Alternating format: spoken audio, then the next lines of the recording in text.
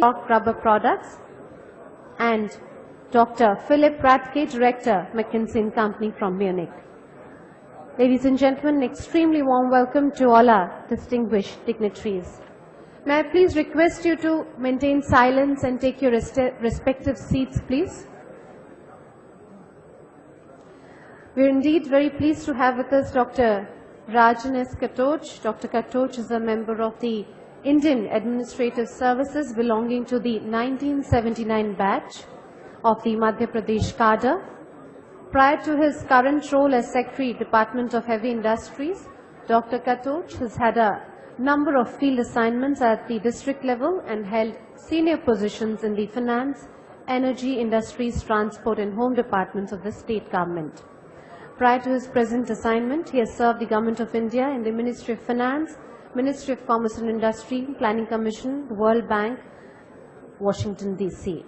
Dr. Katoch has also authored several publications on development and security issues. With these words, I would like to invite Dr. Katoch to kindly make his keynote address.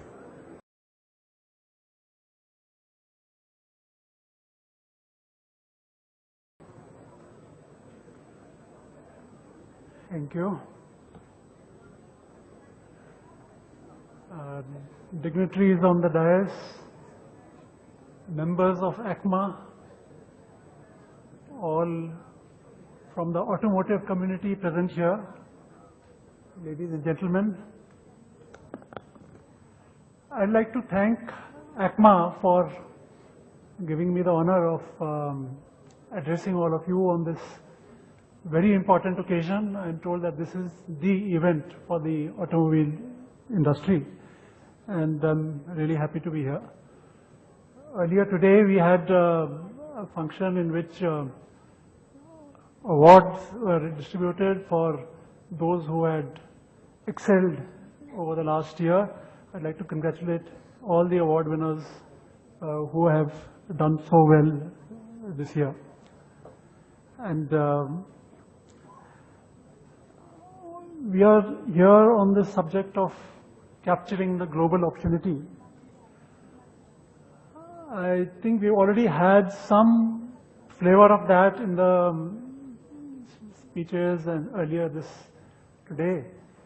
In particular, a couple of very refreshingly positive speeches and assertions by our Honorable Heavy Industries Minister and most recently Honorable Mr. Piyush Goyal.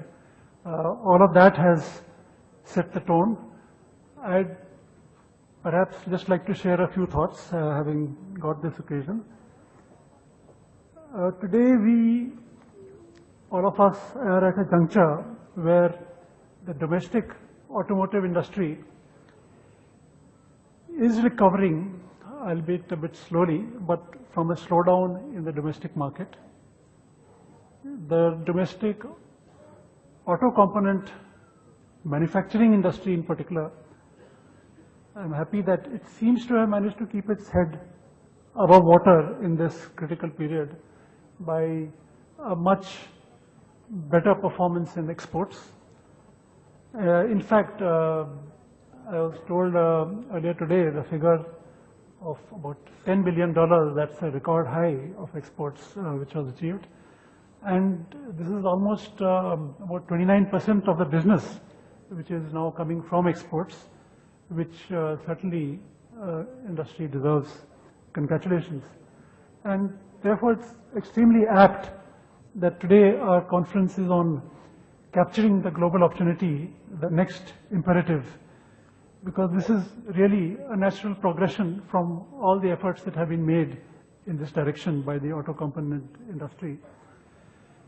In some ways, you already almost arrived, because I can't really think of, there could be some, but I can't offhand think of any other industry in India, in which exports constitute more than a quarter of the output. I think that's already quite a signal accomplishment, and I do hope this is really, we end up, as the hope has been expressed, as absolutely one of the leaders, not just amongst other industries in India, but all over, I mean, in the world in this field. I am told also that mergers and acquisitions have also increased in the industry, and it has now, auto components have become a more or less indispensable link in the automotive supply chain of vehicle manufacturers, not only at home but also abroad. So taking off from here, we just need to aim at, we need to aim at being absolutely world class, because that is the only way to go. Companies in this field will have to successfully develop their manufacturing abilities to an extent that it fully supports them to sustain a continuous comparative advantage in relation to competitors in terms of cost, quality, delivery, flexibility, service, innovation. And if we can get anywhere along this path, we'll forever be able to stay ahead of competitors, and not only that, but do much better in even the domestic market, where there are still a very sizable segment of imports. Just three aspects in this very broad picture that I'd like to touch upon here today. One is, tomorrow product design, testing, validation capabilities are expected to become even more important as OEMs rely more on their suppliers for product design. In keeping with the thrust given at the very top, achieving zero defect, this has to be our mission. R&D capabilities in the Indian component industries need to be established and strengthened at the earliest. I do hope that we are able to collectively give a thrust to R&D efforts in our planning for the next 10 years, because that's the only way we'll be able to retain an edge all over the world. From the second point I wanted to touch on was that from data available, I see that strong growth of domestic industry, strong growth is over a period of time, has also been accompanied by perhaps a stronger growth of component imports. And earlier it had been, the scale of the industry was considered that, perhaps we need to scale up to meet domestic demand.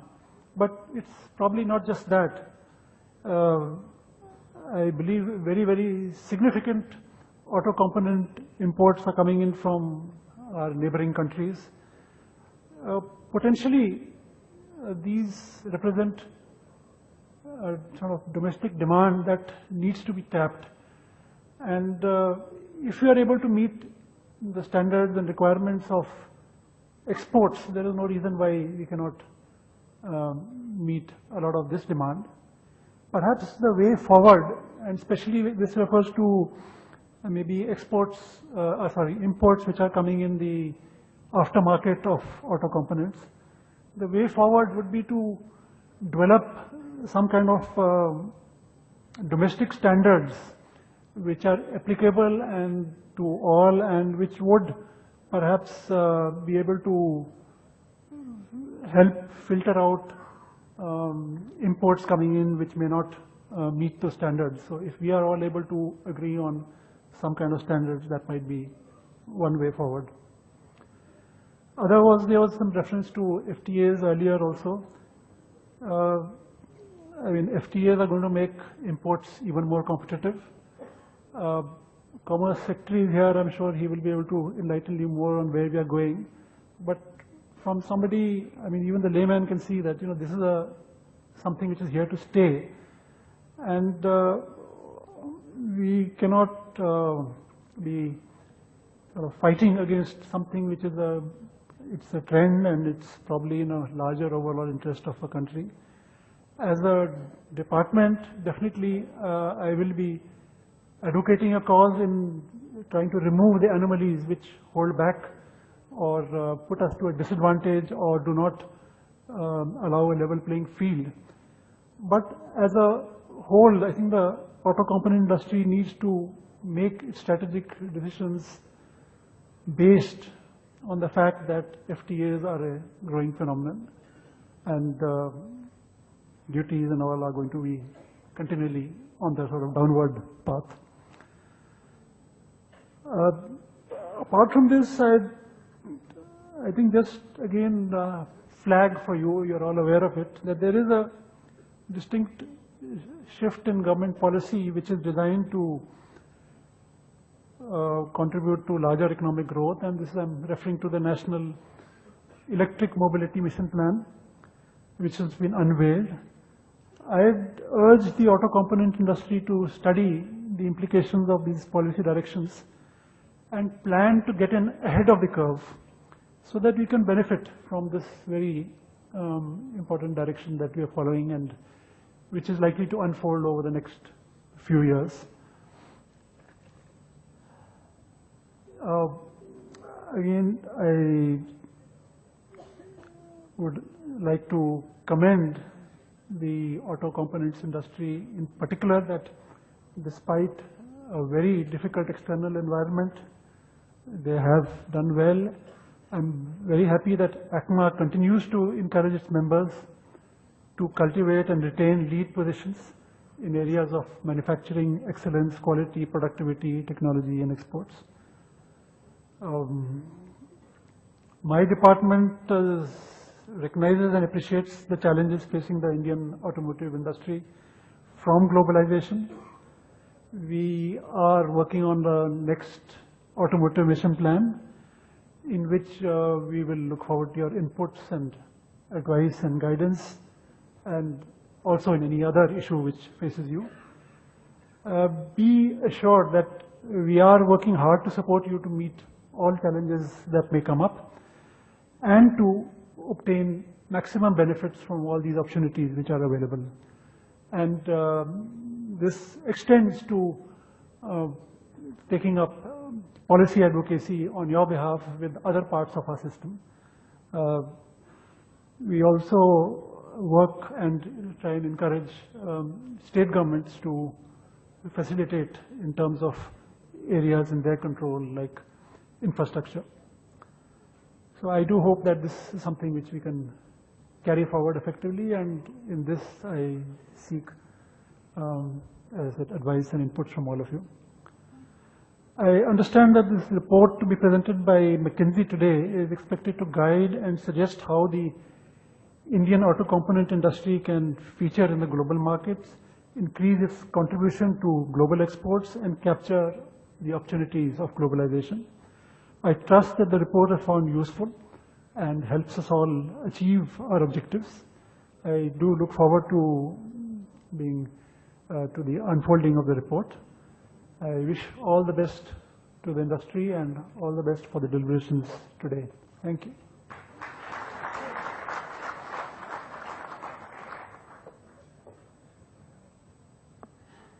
Thank you, Dr. Katoch, for your keynote address, and you spoke about the various issues and challenges faced by the industry on varied fronts and also spoke to us about the way forward.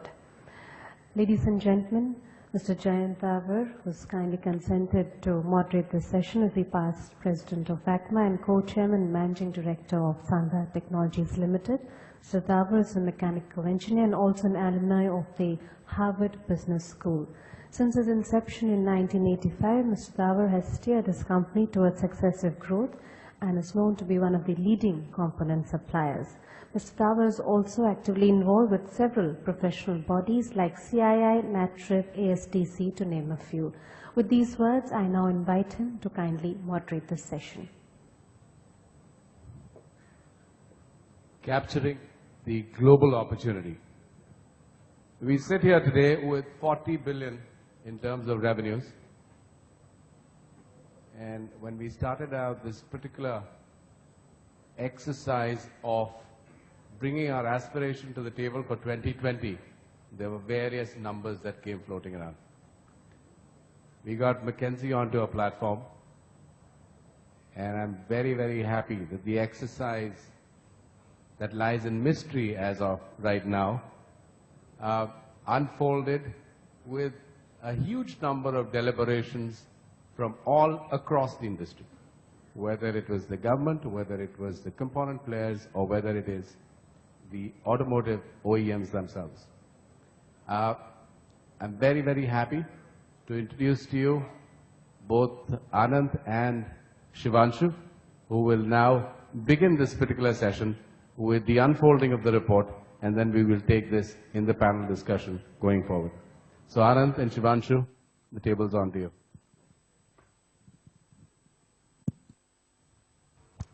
Thank you, Jayant. A very good afternoon to all of you. My name is Ananth Narayanan. I'm a senior partner in our Chennai office and the leader of our auto practice. My name is Shivanshu Gupta. I'm a partner in our Bangalore office. We're going to take the next 30 minutes to walk you through the highlights of our report.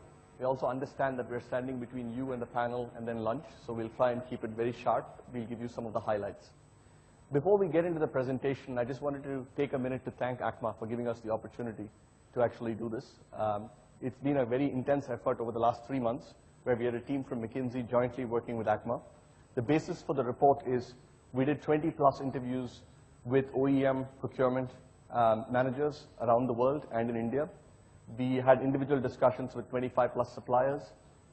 We had a fairly in-depth set of analytics based on proprietary data to come up with a set of findings. So I don't want to, there is a report that will actually get circulated to all of you. But what I wanted to do was to start a little bit by actually imagining where we would be in 2020. What would this look like? Since this is 2020, the newspaper is in an iPad and an e-reader, but you see a newspaper article in front of you.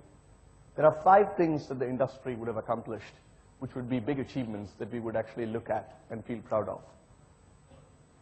The first is over $100 billion in overall turnover for the auto component industry. Second, exports to exceed $35 billion. It's at $10 billion today. Third, we go from number 22 in terms of exporting nations in rank to being in the top 10.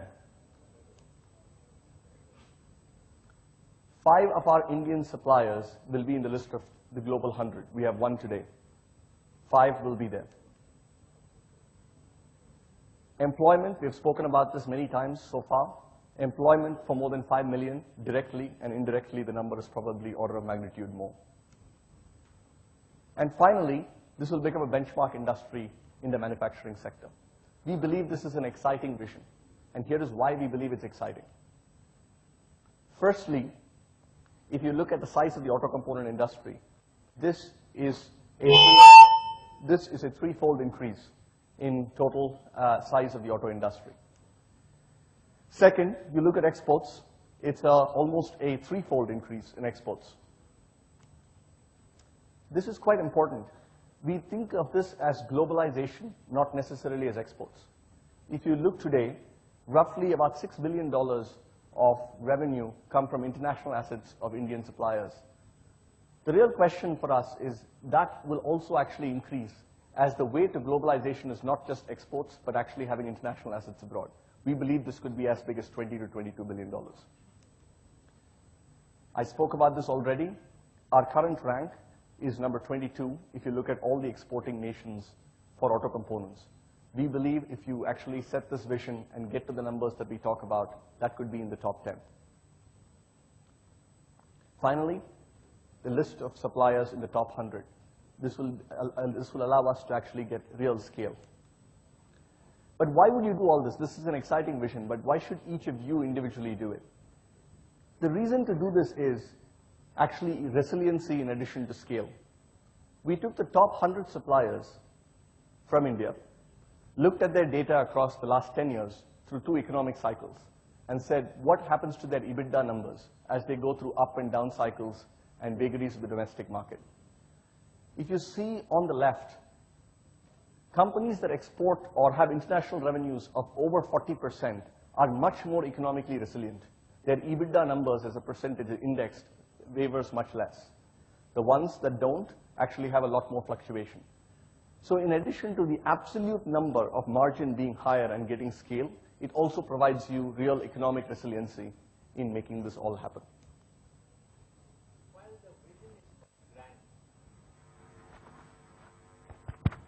While the vision is very grand, I think there are several challenges that we need to overcome before we get there.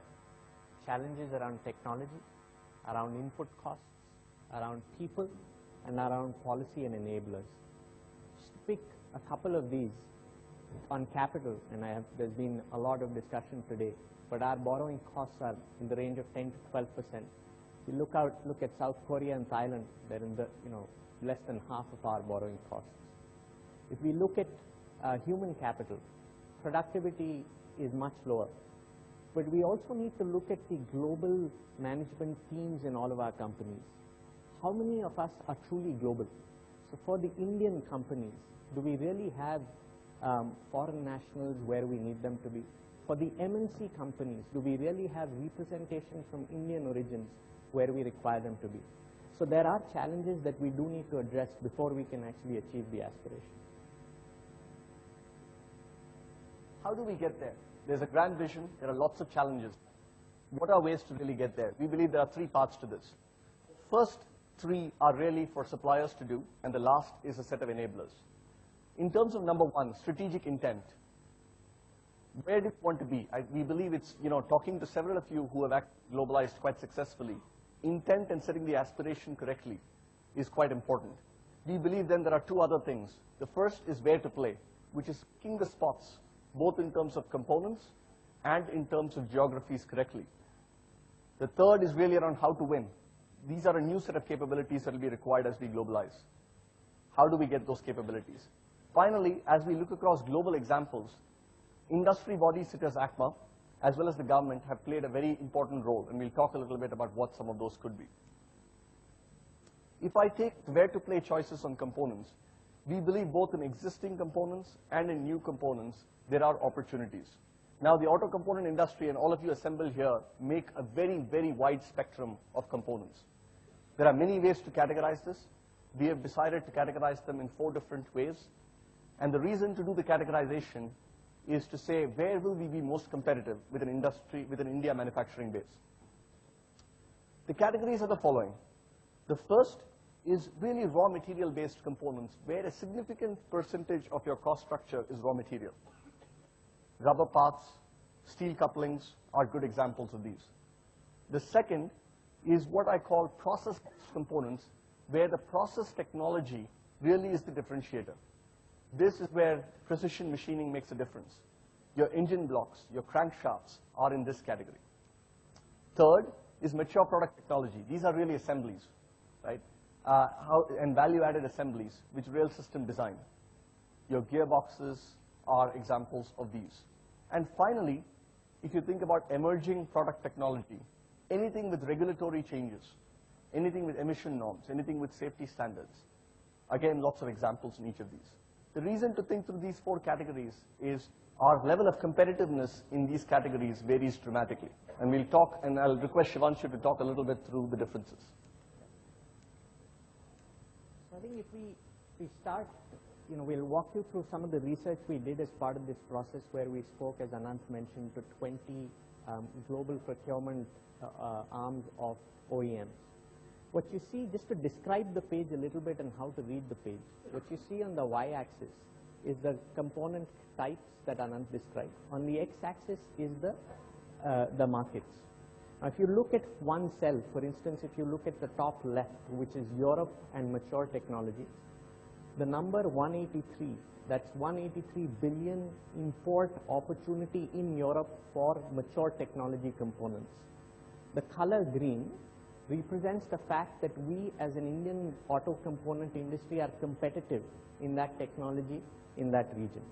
So now, if you look at the full page and you look at the red, yellow, green, I think 2 messages to take away from this page. I think one is in Europe and North America, clearly there is a bigger opportunity, but also as a industry, we have focused a lot more in that area. Now there are also opportunities, both sizable niche opportunities as well as growth, which can come from Middle East, Africa, South America, as well as the Indian subcontinent. That's message number one. And the second thing to note is if you look around the component classification, we are a lot more competitive when it comes to mature technology-based components, as well as the process and skill-based components, and less so on the raw material side. So there is a clear archetype based on where you lie, what will be competitive and attractive for you. Thank you, Shivanshu. And in reality, by the way, each of these cells not only represents an OE opportunity, it also represents an aftermarket opportunity. So if I look at India today, and you follow this path, and we say, look, we are more competitive on mature and process technology. If you look at 2013, roughly about 33% of it is in mature technology in terms of the exports that we do. We believe that that will go to 42% for all the reasons mentioned in the previous page. If you look at the other one in terms of regions we export to, the share of emerging markets that we actually export to, and emerging markets is a broader definition, apart from North America and Europe, other markets, LATAM and so on, that percentage will also increase. Both these represent clear opportunities for us as the Indian supplier base. While we just saw that mature technologies is going to be a large mainstay of our international revenues, it's important to look at emerging technology trends that will provide a great opportunity for the future and investment of the next horizon of R&D. I think 4 key trends there to look out for. One is around fuel efficiency. Second is safety, comfort and convenience, and a lot around infotainment. If you just, I won't walk through all of them, but if we look at 2 maybe, lightweighting, 1, we will see that we believe that about 33% of the passenger vehicles in 2025 to 2030 would have moderate lightweighting. Now that's a significant opportunity for us to start thinking about what we can do to leverage that opportunity. On collision avoidance using sensors, that is a combination of hardware and embedded software, we in India are uniquely positioned to leverage our ecosystem on the software side to help capture that opportunity. So there are a lot of these opportunities on the emerging technology side which can help us graduate and achieve the aspiration that we outlined. So just to summarize that section on where to play, we believe that there are opportunities based on product and component types. We described the 4 component types, as well as the 6 geographies. There are these hotspots that you can actually go after. This is also both OEM and aftermarket. Besides that opportunity, there is also emerging technologies where you can actually ride the trend and get in, and some of them are naturally conducive, especially things like the embedded software from an Indian supply base. The next chapter really talks a little bit around how to win, which is really the model to globalize, right? So we said here are the opportunities in terms of where suppliers can go and globalize. We now want to talk a little bit about how do you actually go about doing it. 2 parts to this. The first is the model itself, and the second is what are the real capabilities that are required, which are different from what we have today. Globalization is a journey. Several of you are on this journey already. In fact, every one of you in this room is in some part of this supplier archetype that we're describing. If I think about the 5 archetypes, I'll start with the left-hand side. Is really, you're mostly a domestic player supplying to tier 2, from tier 2 to tier 1. At the extreme right, you're a global category leader where you are actually the number 1 or number 2 supplier in the world for these components. You can lie, anywhere in this spectrum. The reason why that is important is that then determines what you do in terms of your globalization choices and how you grow going forward. We just look at the Indian auto component industry and bring the 2 axes together. One, which we talk about the component types, and on the bottom axis, the journey on globalization starting from emerging local to global category leader. And what we did is we took a sample of your companies. So this by no means is exhaustive, and there is an exhaustive mapping of each one of you.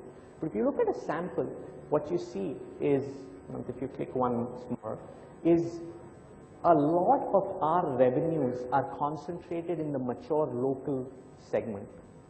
And if you look at on the y-axis, around the mature product technology. So there is a huge potential for us to move to the right and grow in the globalization matrix, as well as look at more advanced technology types to actually move upwards. So this outlines the opportunity and characterizes where we are today as a group. If I contrast that to Korea, for example, as it stands today, it is, as you can see, even from the previous slide to this slide, a lot more to the right. There's a lot more globalization. While it's true that several of them have actually followed the OEM, you actually find that several Korean suppliers now are actually supplying internationally. One example which is actually following the OEM that I did want to highlight was actually Hyundai Mobis. It was 1.7 billion. It's grown about, more than 10x. It's now about 16 billion in terms of revenues. And what I find quite interesting about the journey itself is they went through all of the phases that we actually described. They were primarily a local supplier. Then they started exporting a little bit. They became fairly global. And then as you can see, the last, in 2008, 2009, they really flattened out. And what is quite interesting is they actually went into a lot of adjacent industries as they became a true global category leader in terms of trying to get into and leveraging the electronic base in Korea and really partnering up with the Samsungs of the world.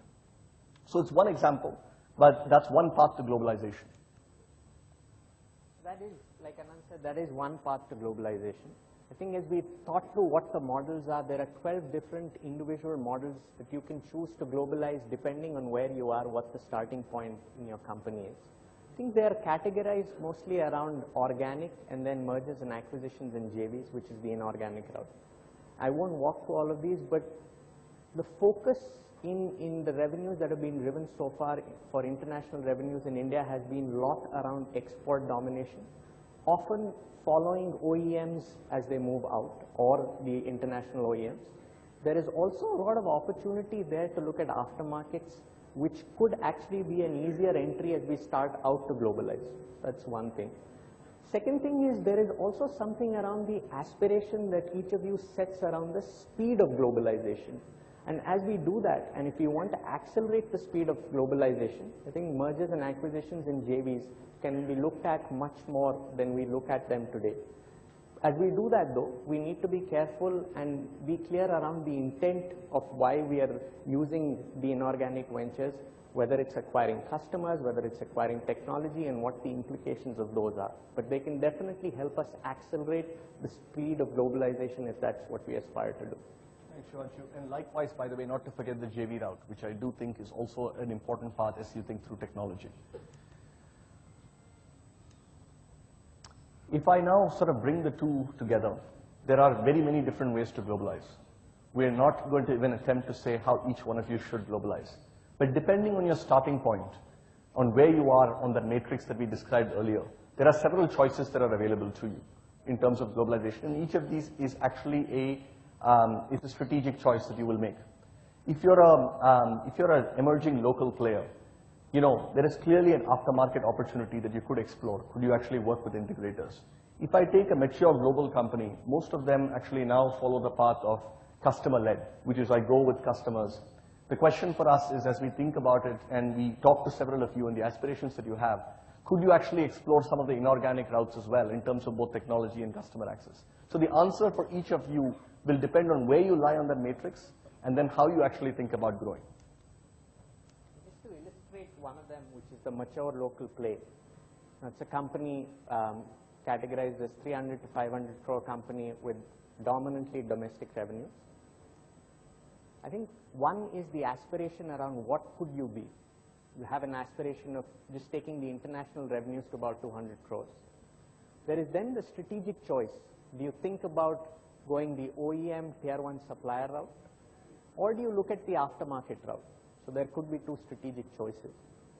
It's important to note that there are at least three key dimensions that stand out as you think through how you would go about doing that, what the plan will be.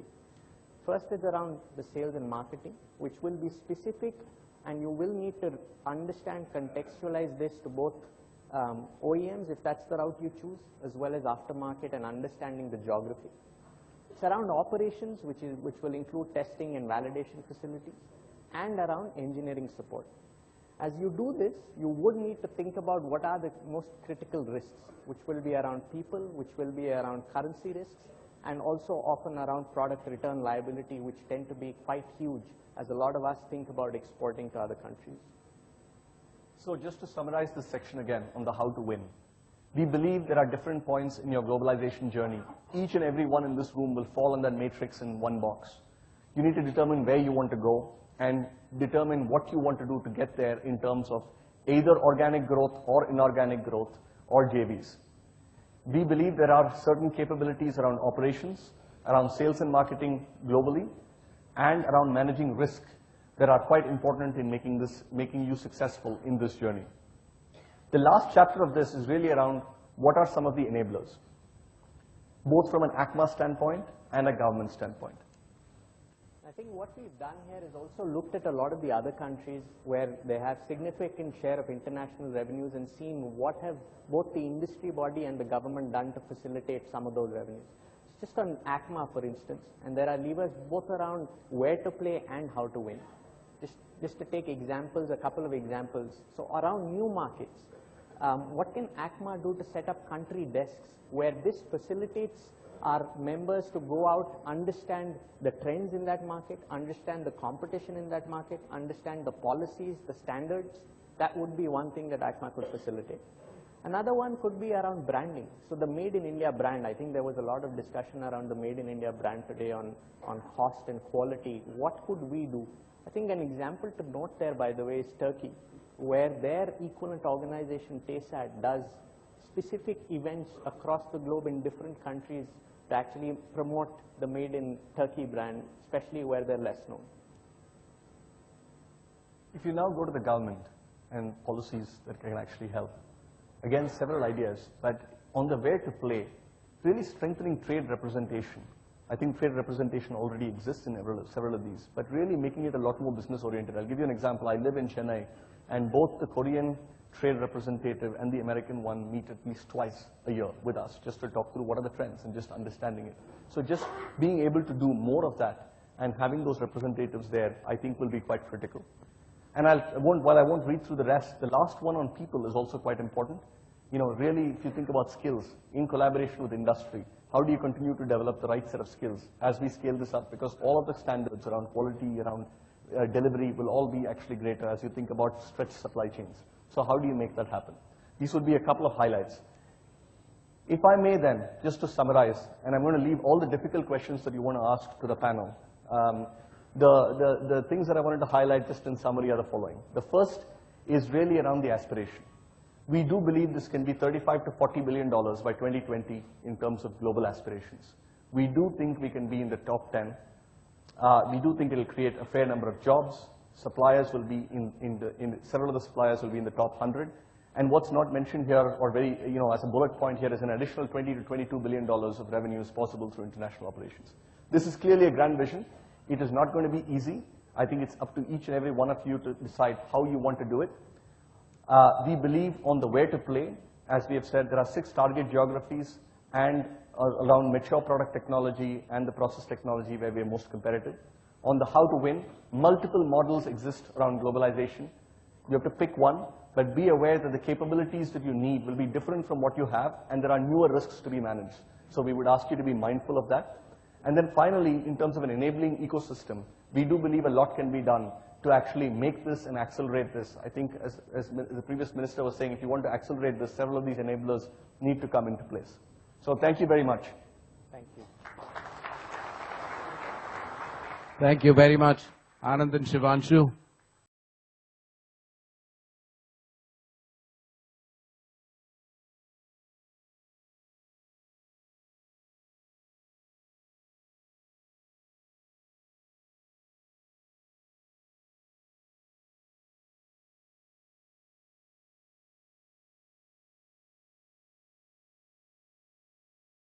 And it's now for this entire group, or the mass, to go back, introspect, fit themselves into different boxes, build their own aspirations.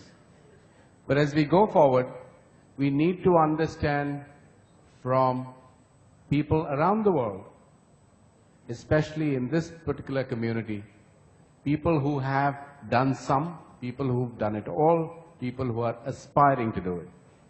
I believe we have a very interesting panel here today. At one point of time, I would have said these are stakeholders of our community. I'm forced to say, nicely actually, that we are family. This morning we were defined as being sons and fathers and grandfathers. So I'm happy to say we have 2 grandfathers, 2 fathers and 2 sons today, with a nice pundit in one corner trying to keep us together. Let me introduce this very distinguished panel. You've already been introduced to Dr. Katoch. On my left is Mr. Rajeev Kher, who's the Secretary, Government of Commerce, Ministry of Commerce and Industry, Government of India. He's a strong proponent of Indian companies pursuing global markets. He's also involved in the drafting of the Foreign Trade Policy 2014 and 19, and I'm sure he will have as much to take home today to be able to include a number of aspects that come out of this particular debate. Vinod, who is the Vice President of SIAM and Managing Director of Ashok Leyland. He's again someone who's been instrumental in Ashok Leyland's global foray over Africa, Middle East. I'm sure he has some interesting snippets and experiences to share in their quest for globalization. Rajiv, the man who's been very, very successful in his ambitious globalization journey across Africa, Asia, South America. I understand you are number 1 or 2 in these markets, in 15 plus markets is what I'm told. I also read somewhere where you mentioned that you are looking at the scientific approach of homeopathy to grow a Bajaj auto towards globalization. We need to understand a little more with your message to this industry, whether it should be homeopathic or with the pace that Mr. Piyush Goyal said this morning, we need a hybrid pathy between allopathy and homeopathy to carry us forward, maybe a little faster. We have Jagdeep here, who is one of the most phenomenally successful, comparatively smaller enterprises, having set up his company, I understand, 15 years ago. 70% of his output is exports. We need to learn from him what is it that he's done and what is the messages that he can leave for this community today. On my extreme left is Philip. Philip is one of the global leaders of McKinsey's automotive practice. He's served clients across multiple geographies, Japan, Europe, the Americas, and I understand you're keenly interested not just in the new automotive technologies, but also on the OEM supplier interface. So I'm sure that you will be able to add a lot to today's discussion as we go forward. Let me begin with my, I did not introduce Nigel. How can I forget? The international grandfather. Nigel is the president of Ford Motor India, a very strong advocate of India's manufacturing prowess, and I understand he sees India as one of the Ford's export hubs. For small cars and low displacement engines, we of course look forward to your guidance and experience today in this forum. Let me begin with you first of all, Nigel. I mentioned Ford plans to make India one of its key export hubs. You have facilities, you have exposure all over the world. You've dealt with, you've experienced the Indian supplier community. You've seen the aspirations that have been put on the table today. I know you're in tandem and you want these aspirations to come true. What is the message that you have from your various experiences working across different geographies as Ford Motor? A message that you want to give to the Indian suppliers as to what they should do, not only being a part of your Indian export hub, but also serving you across the globe.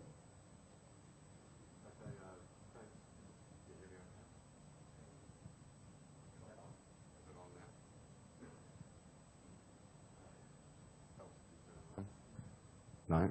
There we go. Actually helps if you turn it on.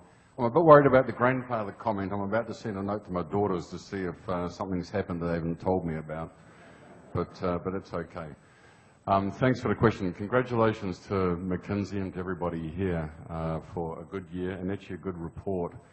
And you can understand the need for getting that balance between a domestic business and international business. Actually makes a lot of sense in terms of getting an overall balance and a sustainable business for a longer period of time. Clearly, that's what we're doing with Ford here in India, especially with the Sandhar facility that we're building at the moment. And many of you are actually involved with us in that particular venture.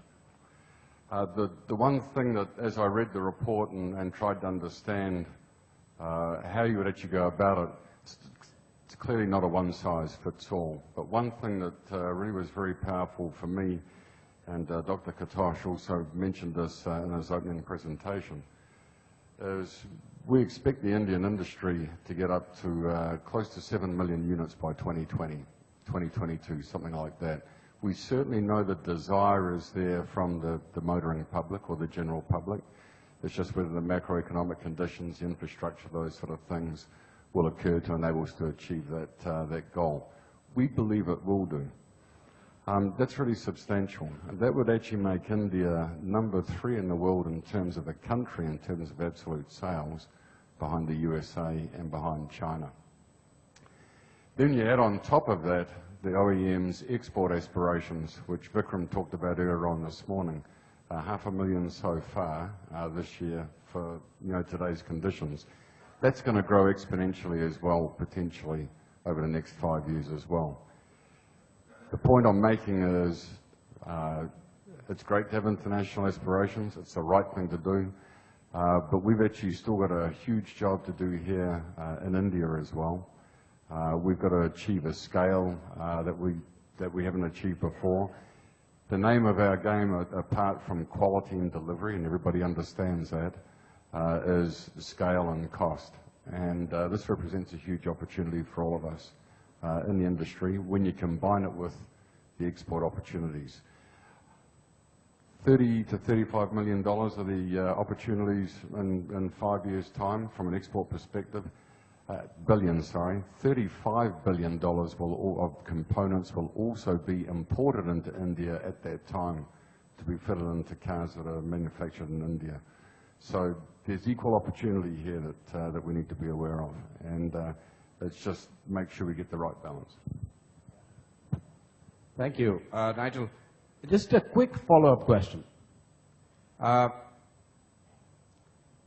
does Ford look at Indian suppliers vis-a-vis your supply relationship with many other suppliers around the world from a global perspective? We still are, our output is less than 1%. So in your global scheme of things, let's say 10 years from now, do you see Indian suppliers to play a significant role?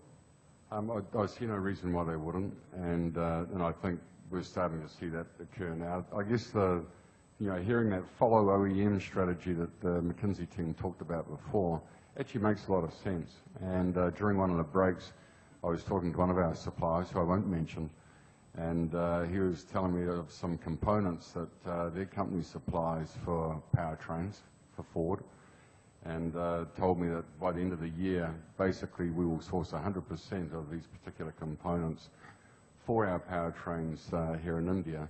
Then went on to tell me that as a result of that, they've now been able to secure contracts in South America and other parts of the world as a result.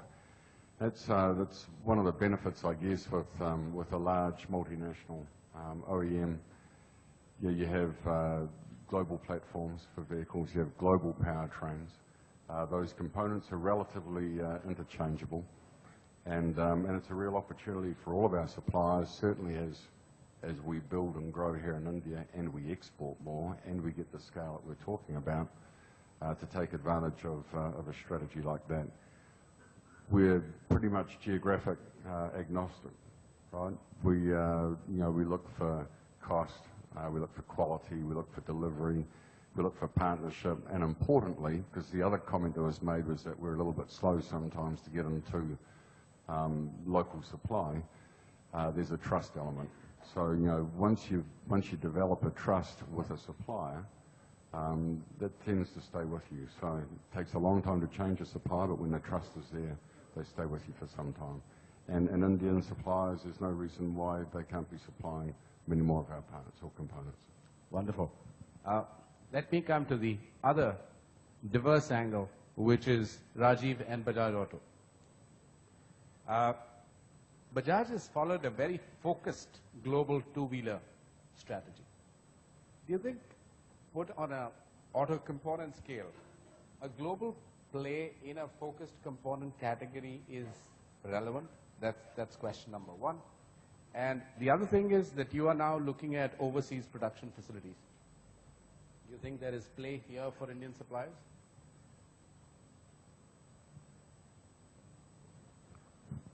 Hello. Thank you, Jayant. Good afternoon, everyone. Just to put this in context, I'd like to believe that I'm here because 10 years back, Bajaj was only a domestic player. Everything we made was sold in this country. This year, half of what we make will be exported. Almost 2 million motorcycles and three-wheelers, about $2 billion in revenue. And I think that's not a small achievement in a 10-year period. More than anything that we did, I think what we did not do has helped us on this journey. And if I may say so, two things that we did not do. A is to listen to the advice coming from business schools, including your alumni, Harvard Business School. And the second is to listen to most management consultants. What we did is simply this, and I'll pick up on Ananth's terminology in terms of where to play. We made a little 2x2 matrix of our existing products and new products that we hope to make one day, and then existing markets or markets that were similar to ours, similar to India, and new markets that were very unlike ours. We focused all our attention in first taking our existing products to markets that were like ours. So of course, initially to Sri Lanka and Bangladesh and Nepal, and then we moved on to some markets in Africa, etc. And then we took our existing products to markets which are somewhat unlike ours. And then we met with some success there. What we did very cautiously was to develop new products, such as our KTM motorcycles. And we followed a very cautious strategy there, because the problem is never the global opportunity. The opportunity is always there. The problem is that there are 20 competitors wanting to grab that opportunity at the same time. So whether you are talking to a purchasing manager or I am talking to a customer in a showroom, the question that both of us have to answer is always the same one. Why should I buy yours? And that is at the heart of all strategy, I think, Jayant. So I think ultimately businesses succeed when they have a point of difference. Now in our case, coming more specifically to your question, I was faced with a situation where in our typically three-tiered industry, we were competing neither at the lowest price points as the Chinese do, nor were we a marquee or a maker of premium motorcycles. We were squarely in the middle band, primarily with the Japanese makers. And when we looked at ourselves versus them, and this may be true for a lot of the component makers here versus your global counterparts, we found that on any operating parameter, we were at a serious disadvantage.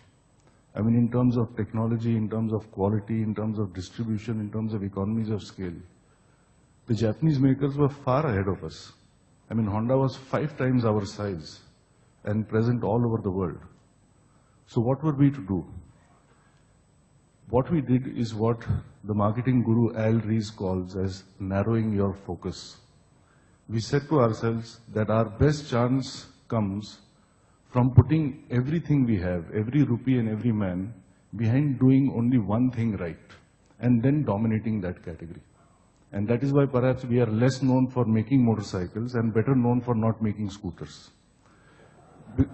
Because we stopped making all the mopeds and scooterets and scooters and stuff like that, and put everything behind one category. Because the purpose of a brand is ultimately supposed to be to dominate that category. So I would suggest, if I may, that the way to globalization is to be a specialist of something. I mean, when you play for school, or you play for your state, or you play for your country, you can probably play 2 or 3 things. But if you want to be a global sportsman, you have to play one game well. An artist seems to know this, a musician seems to know it, a chef seems to know this. But businessmen think they can do everything in every market. This is the biggest problem. So I think if we narrow our focus and seek to dominate a category by becoming a specialist and putting everything behind it, ultimately every company here can dominate the globe in some category of its choice. So that is the way we think about globalization. Thank you, Rajeev.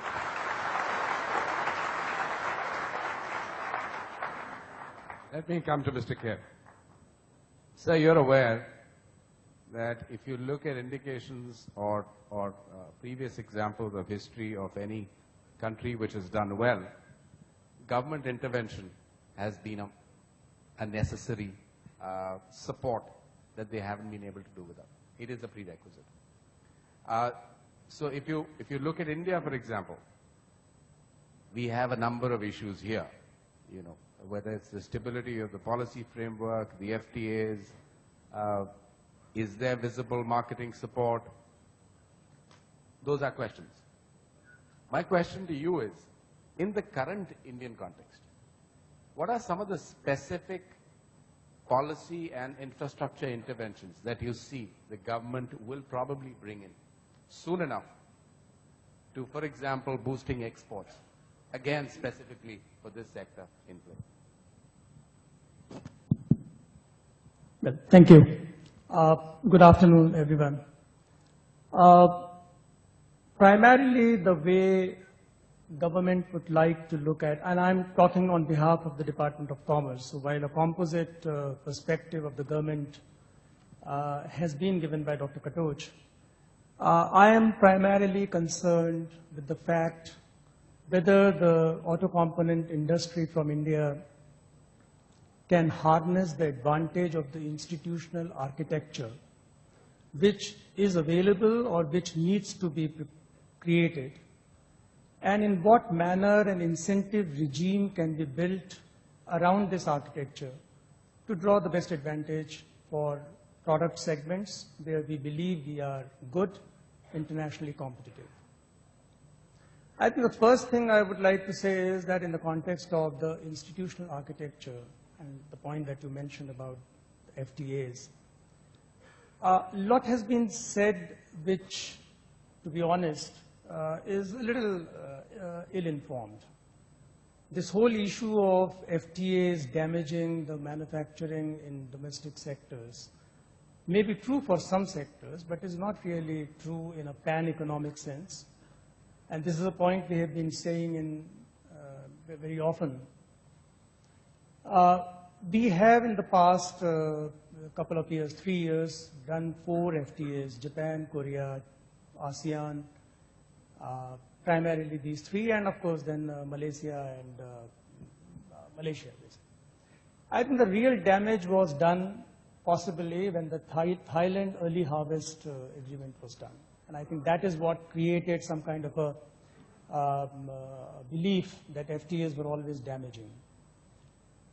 But if you looked at the presentation made earlier, and from the discussions that we have been having with the auto sector for some time now in the context of the foreign trade policy, it is clear that if we picked up our FTA partners with a lot of understanding, we can use the instrument of FTAs to our benefit. And recognizing that we know that, for example, Latin America, Africa, West Asia, parts of Southeast Asia, South Asia, these are territories where we have a distinct advantage. We have actually drawn upon these institutional mechanisms in the context of Sri Lanka, in the context of the rest of the South Asia. Now, what is important is work towards finding out institutional mechanisms with these countries so that we can offer an opportunity in these regions. But please understand that this opportunity doesn't come without a cost. Because when we negotiate an agreement, we are giving some and we are getting some and we are giving some. And therefore, there has to be an equality-based discussion. Now, that is one. The second thing is that we need to recognize, this is a point which was made earlier in the discussion, how do we deal with imports? Now, there again, the issue is to what extent are we responding to the technology and to the standards or the technical regulations related call on our industry. I think it's time. I was consulting some of the members of the industry and I noticed that there is little by way of mandatory standards in the auto component sector in the country. There is almost, in fact, nothing. Now, if we want to bring in some kind of a discipline on technical regulations which clearly will affect cheap imports to the benefit of the industry, I think there is a case for us to build up a strong technical regulatory framework which is mandated. That helps us in two ways. One, it helps us in looking at in trying to influence the flows of cheap products into our markets. Two, it adds value to the products that we export and thereby gets us greater realization. So I think the second emphasis has to be on technical regulations around the products. The third area, which very often is the front area because that's what often gets talked about and the rest doesn't, is the incentive program around exports. Now, whether this was the present study which was presented short while ago or in our discussions, we have clearly identified that there are countries where we have significant prospect of exports. And I think what I can, at this point of time, convince everybody is that we are very closely looking at all of these concerns. We have identified a set of countries. They have been identified not purely in the context of incentives, but both incentives as well as countries with which we would like to do an FTA. And therefore, what we are looking at is a two-point strategy. One, through an institutional architecture, and two, where you can't have an institutional architecture, then identify that country as a destination which gets appropriate incentive. And I think this is the broad focus in which the foreign trade policy or whatever it has to do will build up. Thank you. Thank you, Mr. Kher. Let me come to Vinod. Vinod, in your quest to become a global Indian OEM, I understand that you have managed some acquisitions overseas. Now, in the name of Optare or Area, these are some of the names that I have, Avia, right? Where do you think Indian suppliers could fit in your supply chains for these particular acquisitions that you have now overseas, in your global strategy, if I may? Part of this global strategy, thank you, Jayant, we were sort of forced into it because the domestic market was very cyclical. And inside the cyclicality, the biggest amount of cyclicality came from the truck business. So as my friend Rajiv pointed out, we had to remain focused on what we are good at rather than try and do everything in every place. So we set out a very simple strategy. Much like Rajiv, we also had our own 2x2 matrix, but we started off with saying where should we compete. And it was very clear that we will focus on markets which are likely to grow in the future, but also look at where we are likely to succeed. And those were markets where our products would have been very successful. So using this logic, we decided to focus on a few markets, which we chose 5 clusters that we will focus on. The next question, as McKinsey also pointed out, was how will we compete? And we decided that we will compete first with entering these markets with buses. It was a very simple reason. The buses, they go in a limited radius, so we can provide proper service to them.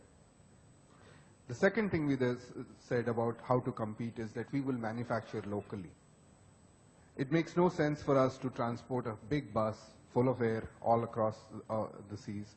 Also, there are many countries who want us to create local jobs. The third thing that we did is said, okay, beyond the next 4 or 5 years, if we wanted to get into newer markets and newer technologies, what should we do? And that was the reason why we acquired Optare. To your specific question, Jayant, what would I like to see our suppliers do? While there are many strategies that have been pointed out here, especially I like the one that Rajiv focused on, was the being very selective about what you want to do. But equally, It was one of the elements that pointed out in the McKinsey study that you have to follow your OEM. But 4 years ago, we set up a factory in Middle East. It's not too far. It's just outside of Dubai. It's in Ras Al Khaimah. We set it up to make about 2 or 3 a day. Today, we are manufacturing 8 buses a day, every single day. And we struggle to get to the 40% local content because none of our suppliers are there. So one of the avenues that you have to focus on is that if there is an Indian OEM who desires to become a global OEM and is very focused and is following the strategies of being specialized into one particular area, we're already the 4th largest bus manufacturer in the world. And we have a very clearly defined strategy that we will continue to focus on this. We'd like our suppliers to follow us so that we can provide them the opportunity that we provide them in India. Thank you. You also have maybe not a structured but an unstructured scheme to support some of your suppliers acquire assets abroad to become suppliers to you? Yes, that's been a strategy that many other international OEMs have had. Absolutely. We know the market, we know the local players. Some of them don't come up to the quality levels that we have. If some of our suppliers here show interest, we would be very happy to show them acquisition candidates, either directly or maybe help them set up the factories locally so that they can also gain along with our growth. Wonderful. Thank you. Let me come to Jagdeep. Jagdeep here is a shining star in the ACMA portfolio of companies, one of the most successful SMEs with 70% being exported. What has been your success mantra that you need to share with everybody across the platform today?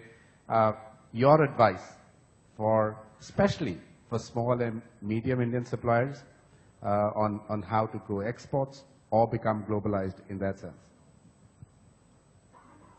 Thank you, Jayant. Let me start by giving you a small story about what happened in the very early years of our inception. Way back in 2001, 2002, we were what could possibly be classified as a tiny enterprise. We had been wooing a big customer for a couple of years, and we finally succeeded in getting some business from them. We were the first company they looked at in India as a possible supplier to them. We executed the order in complete earnestness, did exactly what was asked for, and as luck would have it, when the goods arrived, we were told they had an issue with the branding of the product. And here we had got approvals, we had sent samples, they had approved everything. Promptly, I got on a plane. 48 hours later, I was sitting across the buyer to take the problem head on and try and understand what exactly went wrong. Two things emerged from this action. One was they were very impressed at the speed at which we responded, showed our earnestness and our seriousness. And the second was that as it transpired, there was a miscommunication within their organization which led to the problem, not the product that was supplied by us. So this has been the start and the underlying philosophy that we have followed all along. We started purely as an export company, whereas most companies start with domestic business, grind their feet here, get their know-how, and then go overseas. But we did it the other way around. We got into the domestic business only 5 years ago. The philosophy of reacting, and more than reacting, we have always been proactive. Getting export customers is not an overnight activity.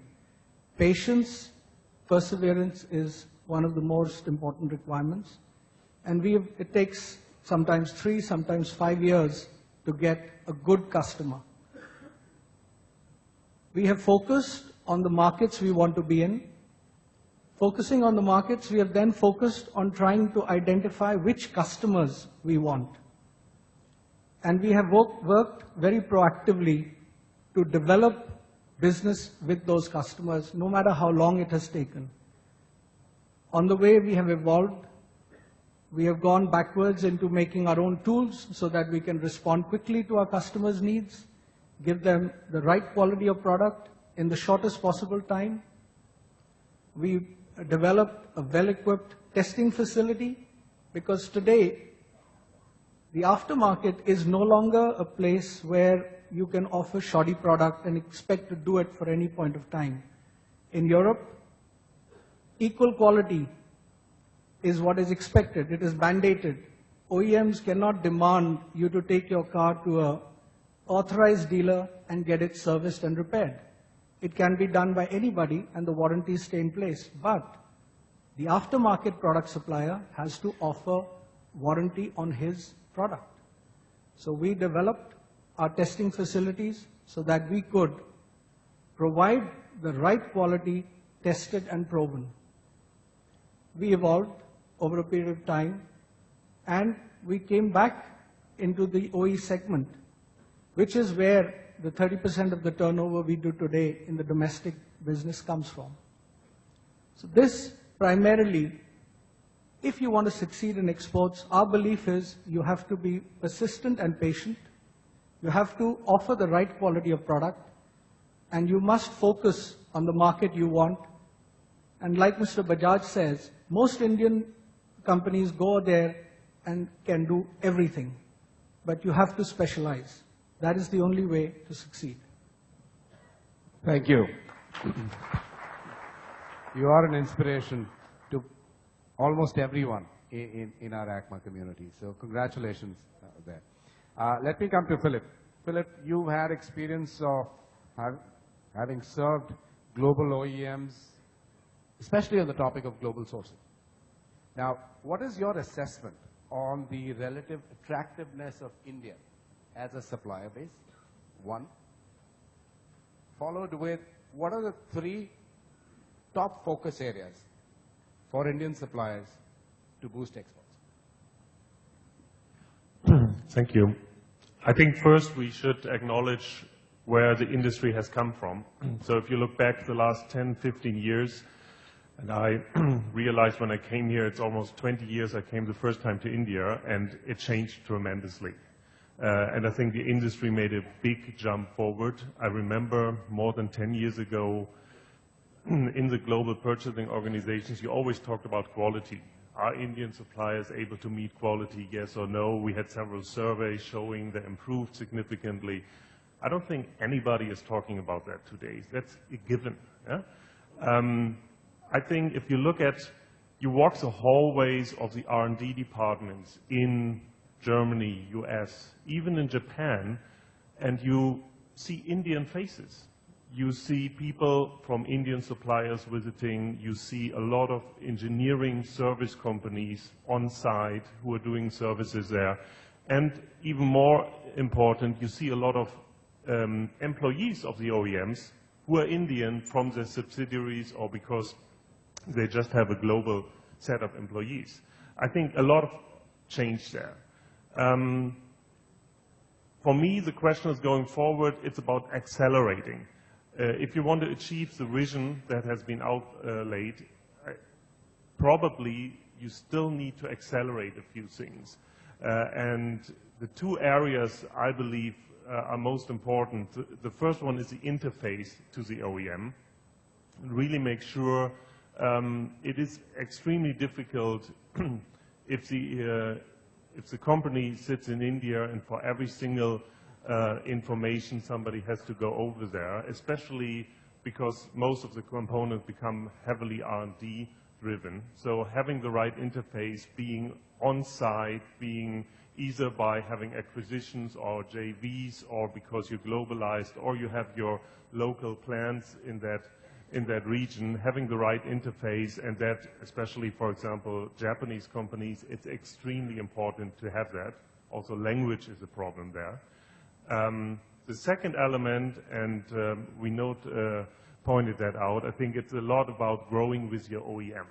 If you look at all the other success examples from other countries, probably Korea and Japan at the forefront, they all grew with their OEMs. And there I see still quite some catch-up where Indian suppliers can play a role. Obviously also the OEMs, Indian OEMs are are in the forefront to globalize first, and then the suppliers have to follow. Thank you, Philip. Great advice. Let me ask a question to Dr. Katoch. In your framing of policies that you are likely to do now with accelerated kind of movement that's happening in the corridors of power, what kind of engagement would you expect this community to play with your ministry? Is there anything specific that you're planning within the industry to look at this sector from an accelerated growth perspective? What is it that you would want, the role that you would want ACMA and SIAM to play vis-a-vis the Department of Heavy Industry?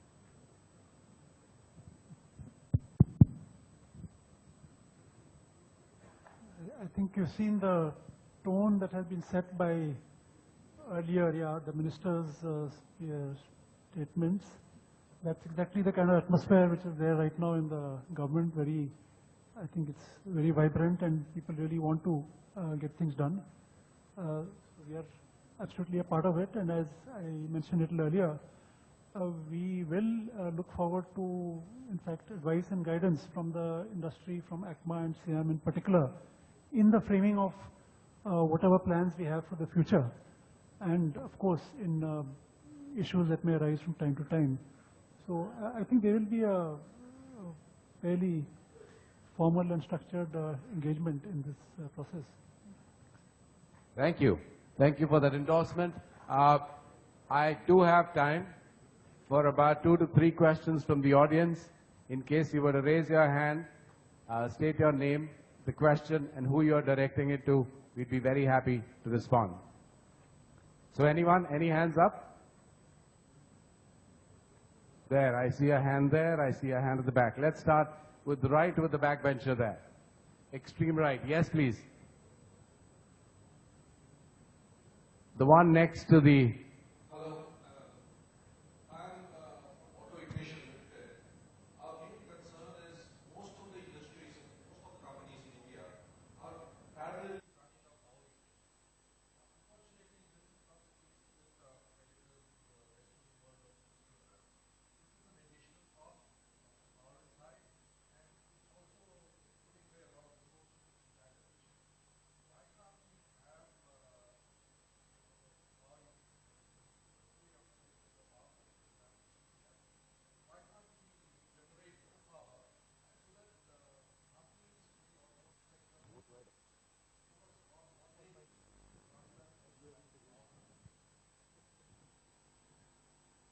I wish the minister was here to answer your question. All I can tell you is that with the kind of response he gave to us this morning, it seemed that all your suggestions which lead to the growth of this economy, which result in reduction of hurdles, will be taken care of by the government. Anybody else on the panel who wants to have a comment? Okay.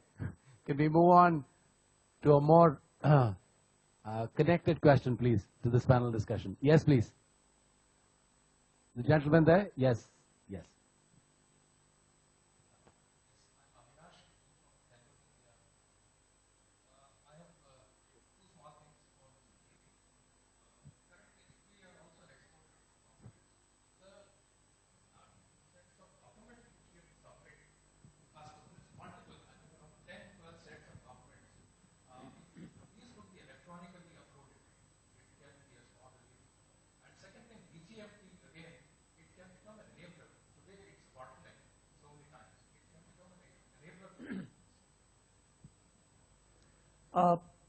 Let me tell you that this whole issue of ease of doing business and the documents, the cost, and the time taken in various processes, this is receiving a very intense attention. And as a matter of fact, the DGFT is looking at simplification of the process which is followed for filling up these documents. But let me also tell you at the same time, another issue which is keeping us behind in this is the the DGFT's process is online, whereas the corresponding connect with the customs process has not yet been established. And I think that is the real point which is causing a discomfort to the exporting community.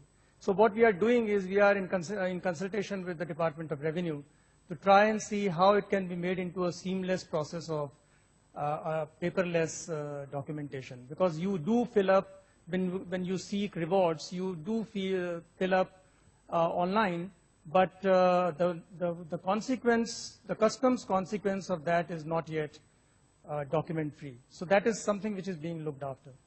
As far as the DGFT's role as enabler, yes, you are absolutely right, but I think there has been a difference in the last few years.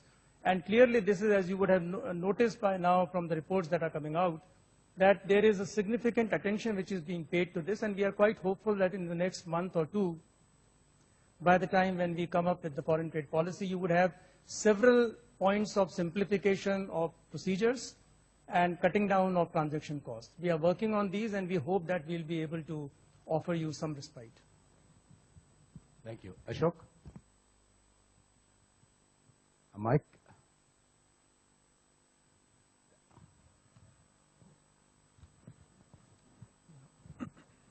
Hi, I am Ashok Taneja from Shriram Pistons and Rings. This question is also for Mr. Rajiv Kher. So you spoke about FTAs being the new reality. And in every FTA, there is a give and take. We acknowledge that. Why don't we look at countries like Brazil, South Africa, Iran, where they have a sizable auto market, a growing market, India-like products, and a great opportunity for India to engage with them in auto components. Why are we looking at FTAs with countries which are India-like, want to compete in the same space as India? I see that there's an opportunity in some select countries like this. So, or is it possible to engage with them? I have a second part to the question. In the auto component industry, when we want to make supplies to a company like Ford or a company like General Motors or Volkswagen or Renault, we begin the process today. The business matures after 2 or 3 years, and we are required to deliver the product over the next 5 years, which means the price we quote today, while we insulate ourselves against foreign exchange variation, but benefits like DEPB or any other incentives that the government gives, they are for 1 year or maximum 2 years at a time. We need very long-term incentives to be in place so that we can take these into account and make more competitive offers. The whole world is doing it, not only China, because China is considered to be a little aberration from WTO point of view. Several other countries, including Thailand, are doing it. Why is it not possible for us to have much longer-term incentives in place? Thank you. On the first issue, I think you heard me saying that we are looking at building up institutional architecture which is conducive to industry where India has strength, and auto components and automobiles are essential part of that. See, it's easier said than done to have an agreement with Brazil. I want an agreement with Brazil, but is Brazil interested in an agreement with India? I want an agreement with South Africa. Is South Africa interested in an agreement with India? Because exactly the same arguments which you gave in the later part of your question are working there. Brazil is going through a process where it has become protectionist. South Africa is extremely vulnerable. While we want agreements, and you might be aware that there is this Mercosur plurilateral agreement which has Brazil, Argentina, Uruguay, and Paraguay in it, India has been asking for deepening of the preferential trade agreement which we have with the Mercosur group. India has a process going on in SACU, the South African Customs Union with South Africa. But the trading partner also has to be equally keen. So we are continuously trying to work on that. Iran, even without a bilateral trade agreement, which has its own dimensions, which I don't want to dwell at this point, the trade with Iran has improved phenomenally. And if we can use auto component exports, or for that matter, any kind of any sectoral export with Iran. And in any manner that government can play a role in that, we are forthcoming, and you are aware that there is a rupee account trade which is happening with Iran. The other point that you mentioned about, what was the, yeah, well, my understanding is that all of these, for example, you mentioned about DEPB. Now, DEPB clearly was in operation for 5 years. I don't think any incentive that the government comes up with stays lesser than 5 years. But yes, I take the point, a more generic point from what you said, that any policy prescription that is offered should have a stability for a long term so that it has a sustainable benefit. And that is exactly what we are trying to do this time in the foreign trade policy. You know, this whole business of trying and coming up with a supplement every year, in my perspective, is not right. We need to have a foreign trade policy for 5 years, review it at the end of 5 years, change it if necessary or modify it in whatever manner. But for 5 years, give a consistent policy environment on foreign trade. So that is what is actually being attempted. But I must qualify that I don't think any of the incentives was given for a year and withdrawn. I doubt. There was a couple of aberrant schemes which were withdrawn, but generally it's not that. Thank you. Okay, so if that, no, sorry. Even that is not right. DEPB was extended only in the last years of its life. Because you know the ongoing dialogue with Department of Revenue, it was extended for 2 years, but it had lived 5 years. Before we close, I'm going to ask each one of the panelists for one message that you would leave behind for the Indian supplier community in the context today of the discussion on global opportunities. One focused thing that you feel is the most important for them to carry forward this particular agenda. We can start with Philip on the left and then run through. The message I would leave with the audience, I believe clearly the global OEMs are very open for Indian suppliers. They're waiting for you. Combine that with the specialization, your niche, where you are good, and I think you will be successful. Wow. I would like to say that even for small companies, global arena is wide open. There are huge opportunities which exist, not only in the developed markets of North America and Europe, but Africa, Latin America, Southeast Asia, even China. So focus and get to it. Jayant, I would say I have come to realize that this is an industry, whether as a component maker or as a OE, where technology or quality or engineering is a necessary condition for success, but it is not an adequate condition. I think we are much more today a marketing industry than a engineering industry, because invariably you will see, whether it's with scooters, motorcycles, cars, it's not the best product that is winning in the marketplace. It is the product that is first to market that is winning in the marketplace. With the Pulsar, we were first to market here, we are market leader. We were last to market in Indonesia, we have 1% market share. It's the same company, same management, same brand, same quality, but it goes nowhere where you come in too late. So I think of all the parameters of success, the most important parameter for success for a marketing company in a marketing industry is speed. So of course quality is important, cost is important, so on and so forth. But we have to be first to market or create a category first before someone else, and then the journey becomes much easier. So I would say focus on speed. Thank you, Rajiv. Well, I would like to believe that, first of all, I feel that auto component sector has a tremendous potential out there. 30% of production going out in the market, global market, I think is a great opportunity for us. And therefore, what is more important for us is to look for integration with global demand architecture. While we do that, I think quality and research and development and technology infusion to take us to a level where the value in our product is more than our competitors. I think that is what is very important. Thank you. Dr. Katoch.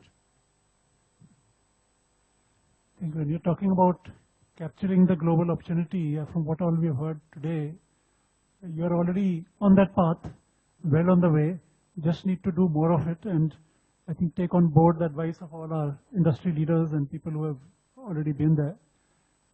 Please keep going, and we are with you. We'll push you along. As Philip pointed out, many years ago when you used to talk about Indian suppliers, they used to worry about quality. Now nobody questions Indian quality or Indian suppliers' quality. But we as OEMs, especially when it's Ashok Leyland, I remember learning from many of you. We followed you and learned the principles of quality. Me and my team visited many of you to learn quality, and we have significantly enhanced because of that. Now that we are going overseas and we are establishing ourselves in many new places, we are going to be establishing at least 4 new plants in the next couple of years. This time I ask that you follow us. Thank you. Wonderful. Thank you. Nigel? I just think as we see the industry growing here, there's more research and development that's happening in India. So make sure you're aware of that and make sure you're in on the ground floor. And then as you, and that will give you both Indian and international opportunity. Then as you do that, think of a couple of things. International standards in terms of what you deliver as a product, and a true Indian cost, certainly in the initial phases, and then later on, another differentiating factor that sets you apart from others. You have to figure out what that is. Thank you very much. Thank you. Thank you, Nigel. I think it's been a wonderful panel discussion. Takes us back to where Ananth started off with the headlines of 2020. Follow up with our minister, Mr. Goyal, saying that needs to be accelerated to maybe a couple of years ahead. I think we've had a lot of things said, understood, and introspected by us as a group. How we need to take this forward, segregate it individually, and take the agenda forward is the question for the future. Thank you all for being here. Thank you very much to McKinsey, to Ananth, and Shivanshu, as well as my very distinguished panelists for having spent time here. Thank you all once again. Thank you, Mr. Davar, for moderating this session, and thank you to all our panelists for sharing their time and expertise with us. Ladies and gentlemen, although we conclude this session, may I please request you to remain with us. We have a special session and the valedictory where Honorable Minister Mr. Nitin Gadkari will be addressing us. May I please request you to kindly remain with us. May I request our speakers to please remain with us while we present the mementos. May I invite Mr. Harish Lakshman to do the honors in presenting the mementos to our speakers. May I request him to kindly present a memento to Mr. Rajiv Kher.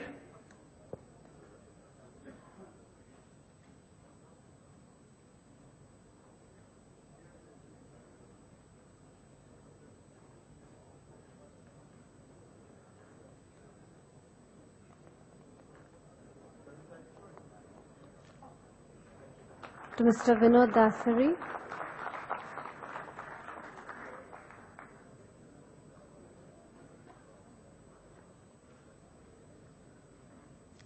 Mr. Rajiv Bajaj.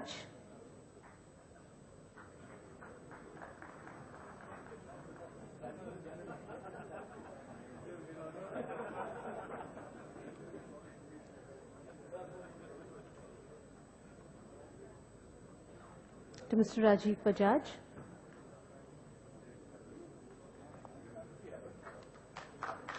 To Mr. Nigel Harris.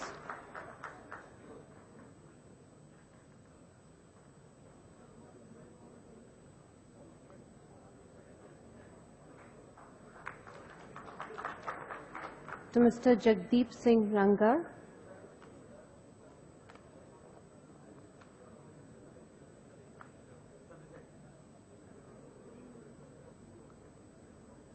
to Dr. Philip Rattig.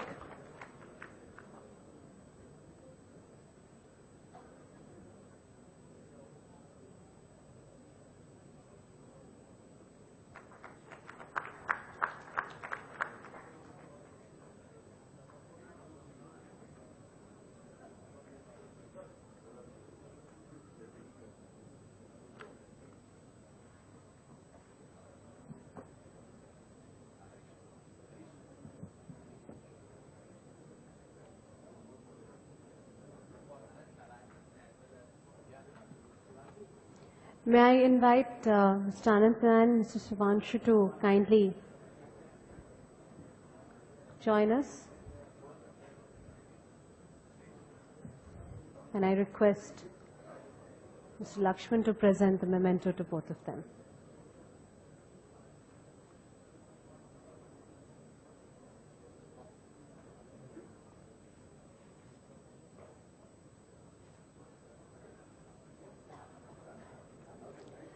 And last but not least, may I please request him to present the memento to Dr. Katoch.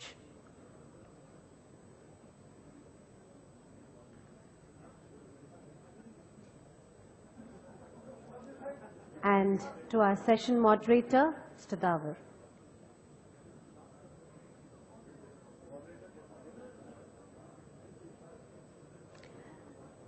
Thank you, Mr. Lakshman.